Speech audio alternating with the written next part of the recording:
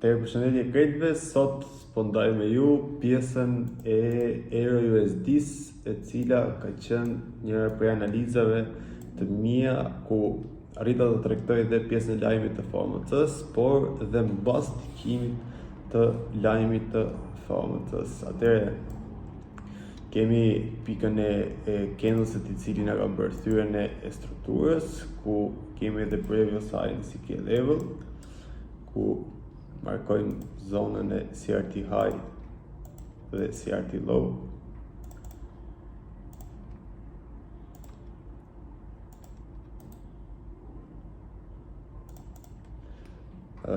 Pas kësaj kemi pritur candlesin e lajmit, cili ka kryer sweepin e CRT high dhe më pas mbylljen e tij. Pasi kemi patur dhe mbylljen e këtij candlesit, kemi zbritur në timeframe-in e një orarshit, ku kemi parë për modelin e entrit. Unë këtë analizë po e bëj me repli për t'ju treguar juve arsyeën dhe detajet një me një, ndërsa ke pjesa e grupit, analiza ka qenë para dhe pas. Për të eliminuar këto komentet, jo po me repli, jo po me kshu, jo po me x, jo po me leba.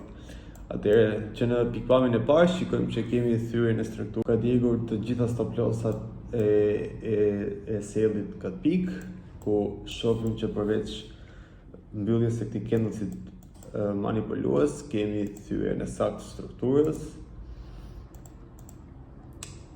që ka ndodhur pak më vonë. Okej. Marrëm që në thyrën e saktë të strukturës, kemi dhe breaker blokun për model entry.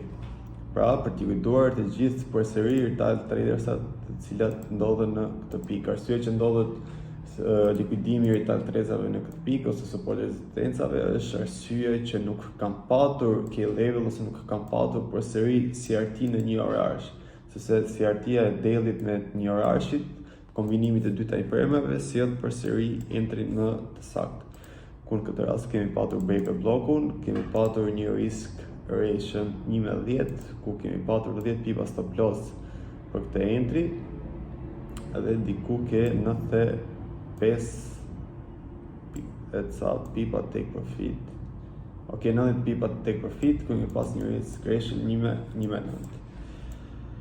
Pritem që të vi entry në pjesën e breaker blokut, cili ishte këtu, dhe më pas kompletimi i komplet CRT-s. Pra CRT high dhe CRT low në pjesën e 100%. Një pjesë ose një faktor kyç në pjesën e CRT high ka qenë dhe pjesa e modelit të Trotskopit këtë pikë, ku ka patur likuidim përsëri të sellsave këtë pikë ndaj të smart money koncept apo ndaj të tregtarëve të SMC-s. Dhe kjo ishte pra analiza e EURUSD-s. Prandaj mos harroni për më shumë video informuese dhe edukuese për pjesën e Forex-it dhe CRT-s, të na ndiqni në videot në vijim.